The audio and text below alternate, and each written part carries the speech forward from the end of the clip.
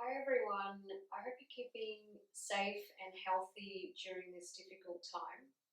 First and foremost, I'm going to try and remain positive in light of the recent events that have taken place over the past few weeks. It's been a tough few weeks, I know, so I'm just going to get right into it. To begin with, full disclaimer, I'm no infectious disease specialist, so I'm going to post links to medically accurate websites below. I also encourage you to stop following the panic-inducing links on social media and WhatsApp groups out there and just refer to these websites to know the facts. So for this video, I'm going to talk about three things. Firstly, I'll talk a little bit about COVID-19 and what it means to those of you who are getting married. Secondly, I'm going to talk about force majeure, what it means, and a little bit of information about that as well. And lastly, I'll talk about what I know about wedding insurance, the costs, and what you're covered for. So COVID-19 is the cause behind everyone's worries right now and the cause of the current pandemic. Symptoms include runny nose, shortness of breath, and various other flu-like symptoms, and obviously this is where it gets quite tricky. So if you have any of these symptoms, it's best that you have yourself checked with your local GP as soon as possible. I understand that these are deeply uncertain times for everyone as it's impacting every corner of the world. So what does this mean if you're getting married within the next 6 to 8 months? Well, put very simply, it means that you need to cancel or postpone your wedding. I'm advising the latter, obviously, but it depends on various factors here. Over the past week in particular, things have changed dramatically, meaning what's said today could be a different story tomorrow. Unfortunately, we don't know what the future holds, and according to health experts, this virus could last weeks or months. Currently, Australia is in the infancy stages of the pandemic, and based on the stats, it looks like things get worse before it gets any better.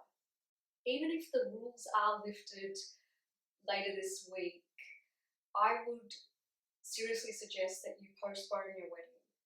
It's for the benefit of you, your partner, your families, your guests, and especially your wedding vendors. The last thing you want is to contribute to the spread of the virus.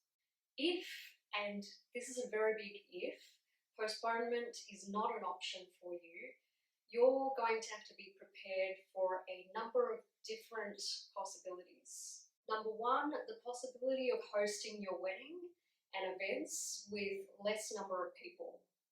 Number two, the possibility of your wedding vendors cancelling on you. And number three, the possibility of losing money. Having a smaller guest list isn't such a bad idea. It just means that your wedding is going to be very intimate. This, of course, is with social distancing measures in place. You will also need to consider the possibility of contacting your wedding guests and essentially disinviting them. I would say that most of your wedding guests would be quite understanding, but some would be equally as disappointed. How you go about this, deciding on who to not invite anymore, is going to be very challenging for yourself and your partner and your families. Could you consider abandoning specific events and have a registry wedding? So typically a registry ceremony usually takes place with yourself, your partner, and just immediate families. Upon consulting with some of my wedding industry friends, They have recommended that you contact them as soon as possible and discuss your options.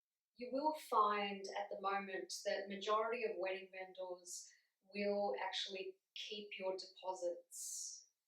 They won't necessarily offer you a refund for additional payments outside the deposit. I also encourage you to support your wedding suppliers during this time as much as you can. Don't forget that they're just as concerned as you are about the future. I'm sure that most of them are going to be quite flexible for you.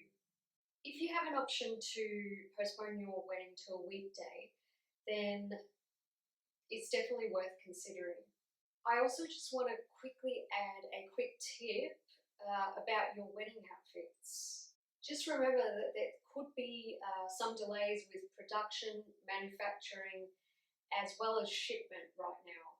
I have some more tips about postponing your wedding in a blog post, and that will be available in the description below.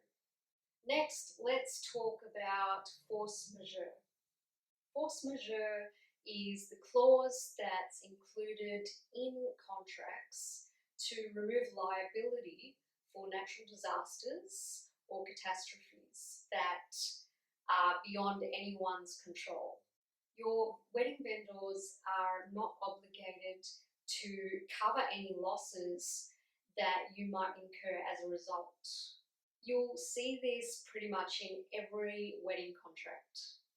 This is where having some form of insurance policy could benefit you, which leads me on to wedding insurance. I'll be honest, I never took out wedding insurance for my own wedding.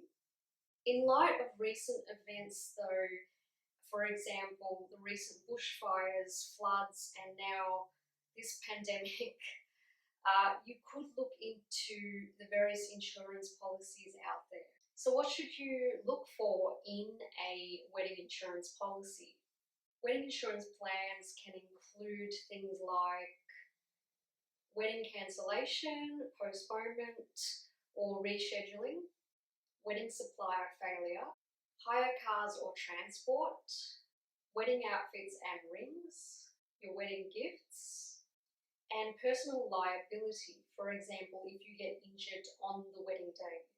Bear in mind that you must purchase these wedding insurance policies well ahead of time. As far as I know, it's more than 30 days out. Typically in Australia, wedding insurance plans range anywhere from $200 Australian dollars to $1,500 Australian dollars. There are also certain limitations, and personal liability is actually not covered for destination weddings. In terms of travel bans, there's been many rules enforced by the Australian government. So if you have a destination wedding that's coming up within the next couple of months, then unfortunately you're probably going to have to cancel. If you purchase travel insurance, again, check with your insurance provider. If your wedding is local, then remember that there's now a mandatory 14-day self-isolation period. This might affect some of your wedding guests in particular that may be travelling from interstate actually and overseas now. My final advice is to make a decision now. Just to quickly summarise, you need to check your contracts right away, speak to your wedding vendors, change the date, also speak to your families and guests. Social media is rife right now with all sorts of nonsense about COVID-19, so be careful about where you get your information from. I urge you to stay at home as much as you can. You can still plan your wedding from home. Finally, a big thank you to those of you who provided me with the advice I needed on this topic. A big thank you to all the brides as well on our social platforms. Lots of virtual hugs and kisses coming your way. As I mentioned in my introduction, I've provided you with the relevant government health websites that you need to refer to in the description below. You can also find a link to that blog post I spoke about that's in the description below as well. Lastly, I know a lot of you are currently housebound, so I want to offer free consulting to any brides out there in Australia or abroad. If you need any sort of advice, tips, or just need someone to talk to, I'm here. I'm going to continue to create free content for you on a weekly basis. So if there are any topics that you want me to talk about, please leave them in the comments below. Thank you so much for watching once again. I'll see you next week with another video here on YouTube. Bye for now.